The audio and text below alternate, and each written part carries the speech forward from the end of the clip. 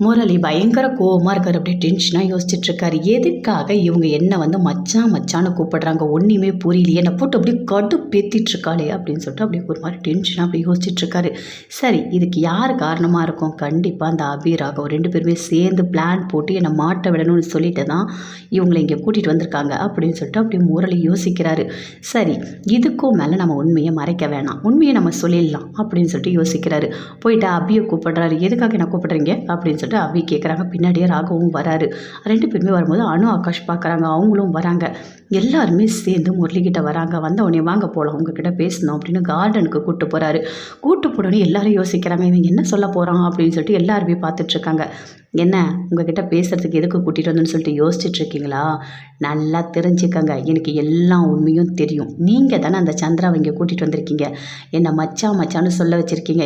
என்ன தெரிஞ்சுக்கணும்னு இப்படிலாம் பண்ணிகிட்ருக்கீங்க? உண்மையை தெரிஞ்சுக்கிறதுக்காகவா? இப்போ நானே உண்மையை சொல்கிறேன். ஆமாம், எனக்கு ஞாபக மறதி இல்லை, நான் நல்லா தான் இருக்கேன் அப்படின்னு சொல்கிறாரு. அதை கேட்டோன்னே அபி ராகவ் எல்லாருமே அப்படியே ஷாக் ஆகுறாங்க. அப்படியே பயங்கரமாக டென்ஷன் ஆகுறாங்க. சொன்னேன்ல பார்த்தீங்களா, இவன் நல்லவன் கிடையாது, நான் தான் சொன்னேன்ல அப்படின்னு அபி சொல்கிறாங்க. ஏய், எதுக்குடா என்னை ஏமாற்றணும்னு நினச்ச அப்படின்னு சொல்லிட்டு அபி கேட்குறாங்க. ராகவ் அப்படியே திட்டுறாரு. எதுக்குடா எங்கள் அக்காவை ஏமாற்றணும்னு நினச்சேன் அப்படின்னு சொல்லிட்டு அப்படியே ஆகாஷம் அடிக்க போகிறாரு. அடிக்காதீங்க அப்படின்னு அனு அப்படியே தடுக்கிறாங்க. இங்கே பாருங்கள், உண்மையை சொல்லிட்டேன்ல, என் மேலே யாரும் கை வைக்கக்கூடாது. என்ன இனிமேல் நேராகவே களத்தில் இறங்கலாம், சரியா? ஆமாம், நான் கெட்டவன் தான், நான் பண்ணுறது எல்லாமே தப்பு தான். உங்களால் என்ன பண்ண முடியும்? எனக்கு ஞாபகம் மறதிலாம் இல்லை, நான் பொய் தான் சொல்கிறேன். இவங்க எல்லாருக்கும் தெரிஞ்சிச்சுல்ல, என்னை பற்றின உண்மை உங்கள் எல்லாருக்கும் தெரிஞ்சிச்சுல்ல, இதுக்கும் மேலே நேராக நம்ம களத்தில் இறங்கலாம் அப்படின்னு சொல்கிறாரு. எல்லாருமே அப்படியே பார்க்குறாங்க, எதுவுமே பேசவே இல்லை. அப்படியே கோவமாக வருது, பயங்கரமாக கோவம் வருது. என் மேலே அடிக்கிறது, இந்த கோவப்படுறது இதெல்லாம் வச்சுக்கக்கூடாது.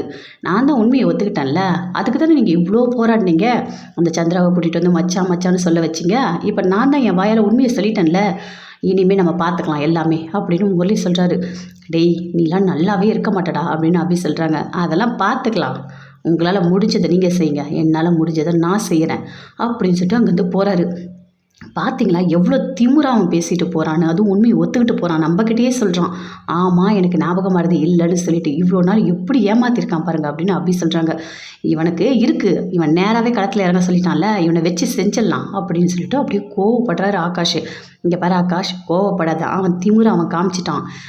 நாம் கொஞ்சம் பொறுமையாக தான் இருக்கணும், நாமளும் அவனை மாதிரி கோவப்படவே கூடாது, புரியுதா? ஏன்னா இது நம்ம அக்காவோட வாழ்க்கை, நம்ம அக்காவுக்கு இதெல்லாம் தெரிஞ்சால் கண்டிப்பாக அவங்க தாங்க மாட்டாங்க. குழந்தை பிறக்கிற வரைக்கும் நாம் கொஞ்சம் பொறுமையாக தான் இருக்கணும் அப்படின்னா அப்படியே ராகவ் சொல்கிறார். அதை கேட்டோடனே அப்படியே கோவமாக வருது ஆகாஷுக்கு. அவனுக்கு எவ்வளோ தைரியம் இருந்தால் நம்மளை கூப்பிட்டு ஆமாம் எனக்கு ஞாபகம் வருது இல்லைன்னு நம்மக்கிட்டே உண்மையை சொல்லுவான்.